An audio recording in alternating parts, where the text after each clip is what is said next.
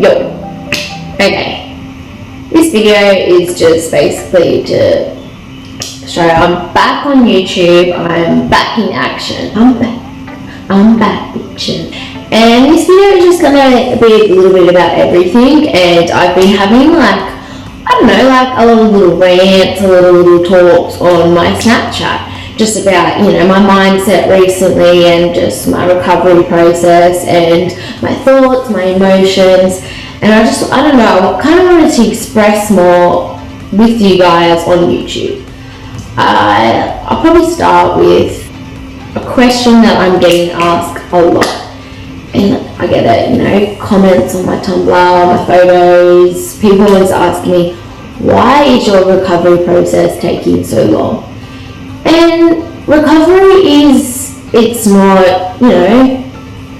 everyone is different. Everyone's process recovery is different. Everyone's mental and physical state is completely different. Your recovery is different to my recovery. My life is different to your life. It's the same with everything. And I don't like to think of recovery or, recovering from an eating disorder as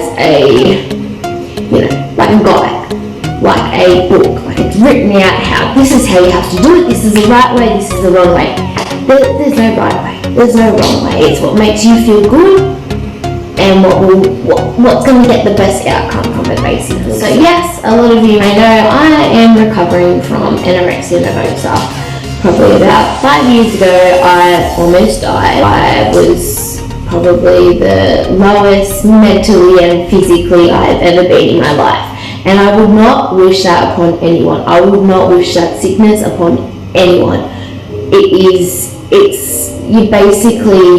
afraid of your own mind. You create this mental state. You create this illness in your mind. And yeah, I know a lot of people, they can have minor states of eating disorders. Yes, it's so common, so common. Probably 2 out of 3 girls would have an eating disorder.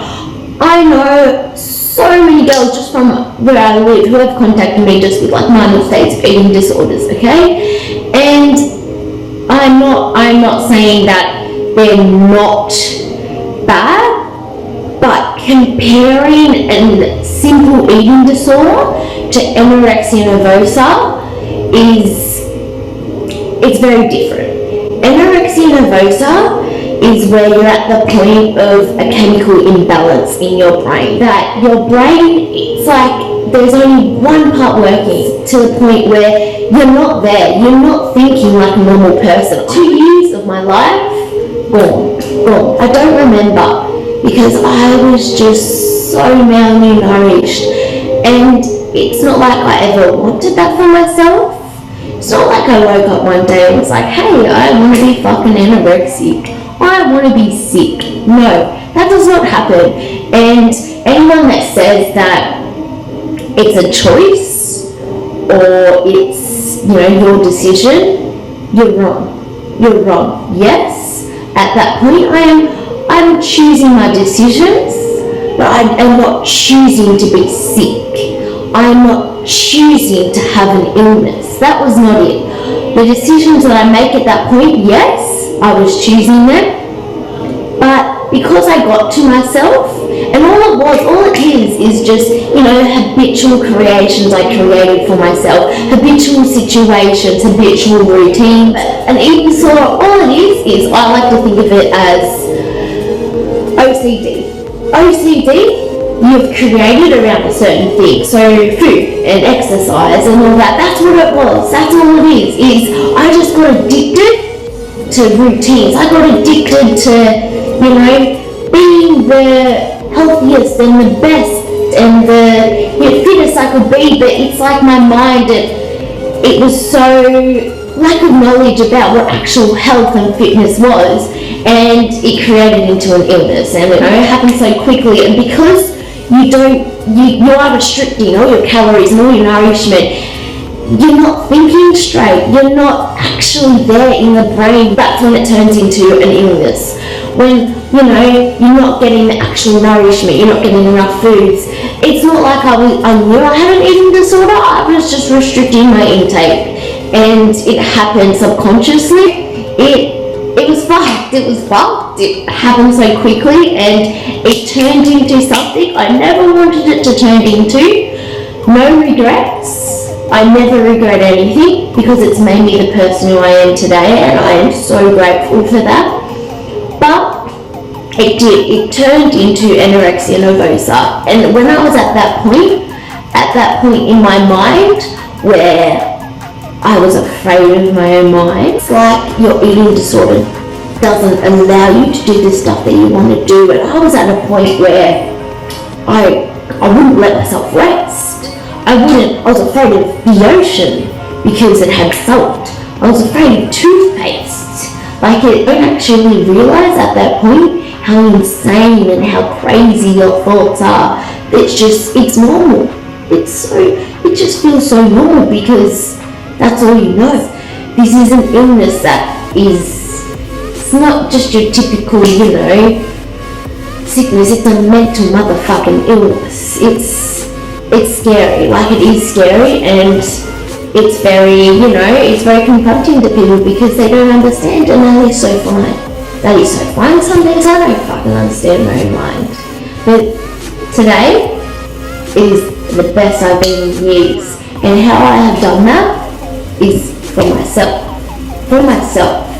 And what I used to struggle with in the past is because I would always rely on my recovery on someone else. I would rely on my boyfriend, my ex-boyfriend. I'd rely on my mum. I'd rely on my dad. I'd rely on my counsellor. I'd rely on my friends to always push me, to always tell me to do this. I would always rely. Always rely. And it's kind of like I always had that person.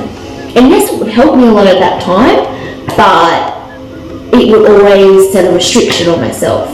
So when I was alone, I was afraid. I was afraid to be alone because I wouldn't actually allow myself to do the stuff that I wanted to do at that time. Only this last year, I've gotten myself to a point where it's kind of like I set a challenge for myself. I was like, you know what? I'm going to become my own best friend. I'm going to learn to become my best friend and love myself. What's really helped me is learning about the mind and learning about emotions and learning about, like how to control it and how to control your own mind and self-love. Self-love is so important. And like I said, it's kind of like I set myself a challenge, and I was like, I'm going to become my own best friend. Because I was afraid to be alone. Like, that's absolutely ridiculous. That's what I'd do. I'd just be alone. I wanted to just be okay, to just be and sit there and actually not feel like I have to move and do something all the time and, go hang with someone or go do something or, I just felt like I always had to race around. And for me, what I needed to do was not do anything. Legit, I just had to sit in my bed or sit on the lounge and just be at home and do what I was always afraid of doing, and that's what I did. Sorry, my neighbour just waved at me. But that's what I did. I just had to sit there and be alone, and the more, yes, it was hard at first, but the more I did it, the easier it came, and it's kind of like I started to be okay with my own thoughts and one step at a time. That's all I did, one step at a time. And it's kind of like, to grow from an eating disorder, you have to fight against your bad thoughts. So yeah, just be aware of your thoughts, detach your thoughts. And what I mean by detach your thoughts is detach them from yourself, because your thoughts aren't you. I like to think of my bad thoughts as my ego. I call it, that's what it is. All your bad thoughts are is ego, and when they occur, it's what you act upon. It's how you act upon them thoughts that actually matter. So if them thoughts occur, sit with it. Be okay with it. Realize why it's there. And for so long, so many people have told me to kind of in a way, run away from your thoughts. If you get in that thought, keep yourself busy, try and push that thought away. That is wrong. Don't do that. Because when that thought occurs again, you won't know what to do with it. You'll freak out. You'll do what you did last time and run away from it and just feel shit and get anxiety when you get that thought. What I've learned to do is basically just If I had the thought, bad thought, I like to sit with it. I like to actually, kind of detach it from myself, realize why it's there. And why am I choosing to feel like this? Like, this feels fucking shit. I don't like this feeling. But don't get angry at yourself for feeling an emotion. Don't get angry or frustrated at yourself for feeling sad or feeling emotional or having anxiety. Because stressing about having that feeling is worse than actually getting the feeling in the first place. So just emotions are real. You're a normal person. Everyone gets feelings. That is okay. But it's what you do and it's the actions you make with them thoughts and feelings that count. So if you get a bad thought, don't act upon it. Because the more you act upon it, it's kind of like you're feeding the ego, or you're feeding the eating disorder thoughts, basically. So the more you act upon that thought, it's feeding the eating disorder, the thoughts, the ego. It gets stronger. And then more that thought will occur. So making it harder to kind of beat it, to kind of not act upon the thoughts, if you get what I'm saying. So think of it like this. The more you give in to the ego, what I like to call it, the more you give in to the ego, the stronger the ego gets, okay? And the more you fight, so the less you give in to the ego, the stronger you get. The stronger you as a person, you get. So that, out of any advice I can give you, anyone struggling with any mental disorder, with anything, depression, anxiety, anything, the more you dwell and give in and, act upon your bad thoughts, and the more you dwell in your ego, the stronger it gets. The stronger it gets and the harder it gets to fight it, kind of thing. And mentally, this is the strongest and the happiest I have ever been. And it's just because I've listened to myself. I've realized what I genuinely love and what I like doing, and I'm fueling myself. And that is number one. That is number one. And I don't care what anyone says, fuel is the most important thing you can do and give to yourself. Okay? The more you put in, the more you give out. Because, you can't work to your 100% ability if you're malnourished, or not even just, fueling yourself to the nutrition value that your body needs. And as like growing human beings, we need so much more than what people say and what people think and what society even tells us, which is the reason why a lot of young girls are so just lack of knowledge about actual nutrition, is because of society. Like me, myself, I thought to be healthy I had to restrict my intake. And that's why veganism has helped me so much, because in the veganism community it's all about abundance and just like fueling yourself and carving up and eating as much as you can, and that is what I focus on, and that I feel as though it's helped me so much with recovery, because it's kind of like I switched my mindset of instead of focusing so much on like restriction and calories, I'm focusing more on nutrition and abundance. I love it, and I'm more knowledgeable about what it's doing to my body. Like the more I consume, the better I feel, and the more energy I put out to the world, and the more I get back. So it's catch-22. What you give out is what you get back.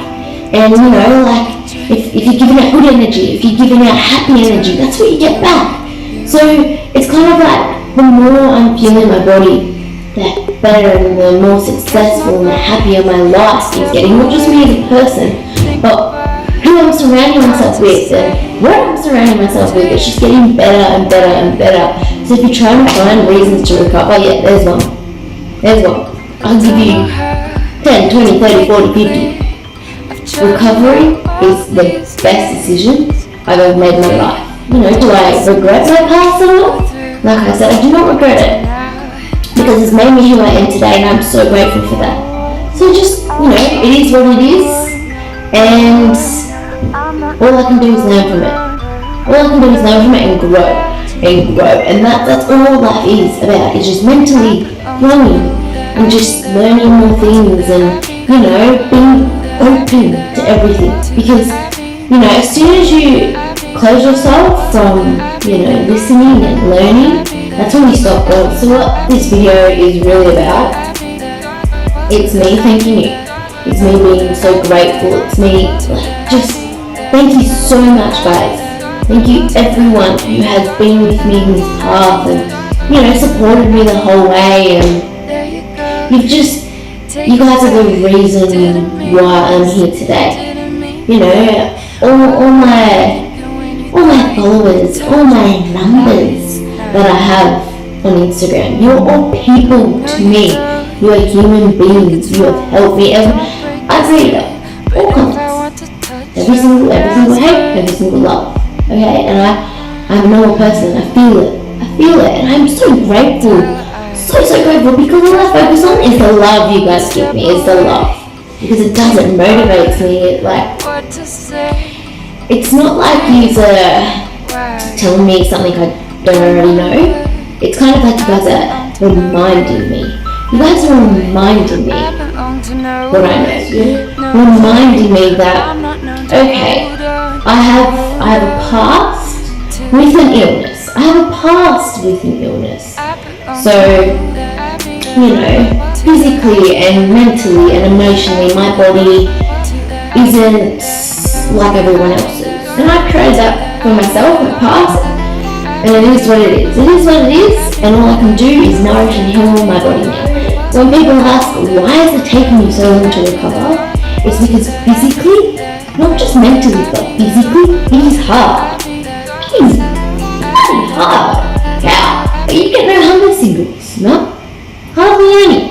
You get full really quickly. Certain foods that you haven't had before, you want to try, they give you pain. I get reflux. That ain't pretty. I have irritable bowel syndrome. What I'm saying is, don't do what I did. Don't create an eating disorder. Don't restrict yourself, because you're stuffing yourself up for now and your future. Like my whole bowel, I just stuffed. And I'm okay with that, because right now I'm doing everything that I can in this moment to fix that. So basically, this is just me keeping you guys in the loop, keeping you guys aware of where I'm at mentally and emotionally. If you guys want me to be continuous and active on YouTube, make sure you give me a subscribe and a like. And, comment what you guys want me exactly to make YouTube videos of and what you guys want me to talk about. Because not only does it help you, it helps me. I enjoy doing this. It makes me happy. I grow. So, be with me on this journey. And I just want to say thank you guys. Thanks. Peace. Is the worst I can get, but you make me so terrified. I tried to reply, but I'm shaking inside.